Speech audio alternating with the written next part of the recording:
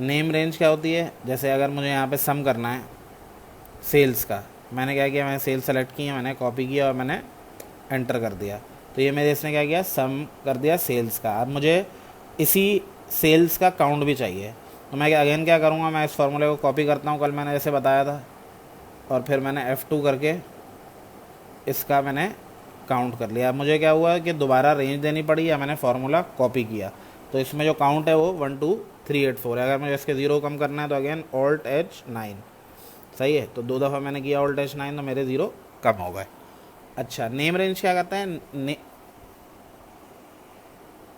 ये काउंट है, मतलब कितने लाइन आइटम्स आ रहे हैं मेरे पास। हाँ, अगर मैं आखिर में दिखाऊं तो ये 1 2 3 9 5 तक है, सही है। तो ये मेरे पास इसका काउंट आ गया। अब नेम रेंज क्या करता है, नेम रेंज ये करता है कि इस रेंज को मैं एक पर्टिकुलर नाम दे सकता हूँ, सही है, कि मुझे बार बार रेंज को स्पेसिफाई ना करना पड़े। जैसे कि अगर मैं इस रेंज को पूरा सेलेक्ट करूँ तो मैं चाह रहा हूँ कि इस रेंज को मैं एक नाम दे दूँ सेल्स का, तो मैंने सेल्स टाइप करके एंटर कर दिया।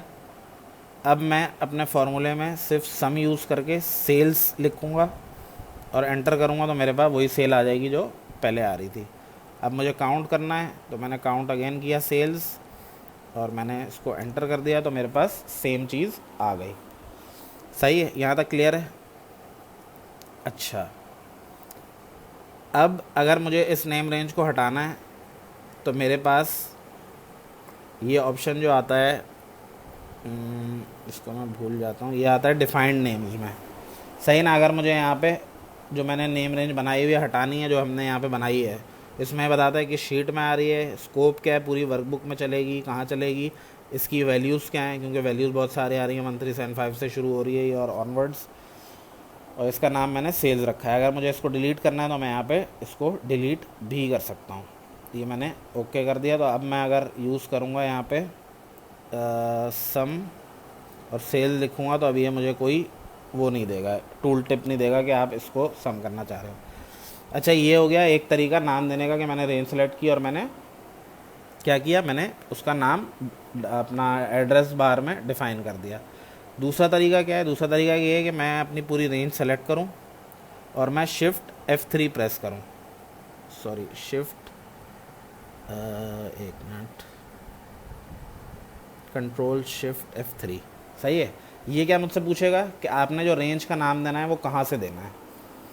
अभी मेरे पास जो नाम है वो क्या है, वो मुझसे ऑटोमेटिकली उसने पिक कर लिया कि जो भी टॉप रो में आ रहा है वो मैं इसका सिलेक्शन का नाम दे दूँ, तो मैंने इसको ओके कर दिया। अब अगर मैं जाके अगेन वही चीज़ करता हूँ सम सेल्स, तो मेरे पास सेल्स की वैल्यू भी आ रही है और अब मेरे पास कॉस्ट ऑफ गुड्स सोल्ड की भी आएगी, क्योंकि मैंने उसकी रेंज भी सेलेक्ट की हुई थी।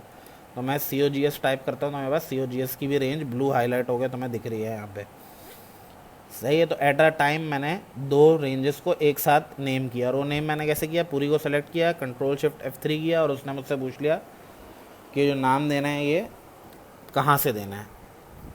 सही है, हो सकता था कि मैं इसको लेफ़्ट से भी नाम दे सकूँ।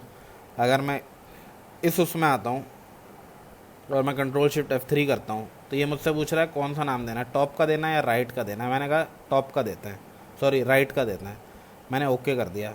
अब अगर मैं इन तीनों सेल को सेलेक्ट करता हूँ तो उसका नाम क्या आ रहा होगा, उसका नाम 6 आ रहा होगा, क्योंकि मैंने राइट से पिक किया है, सही है।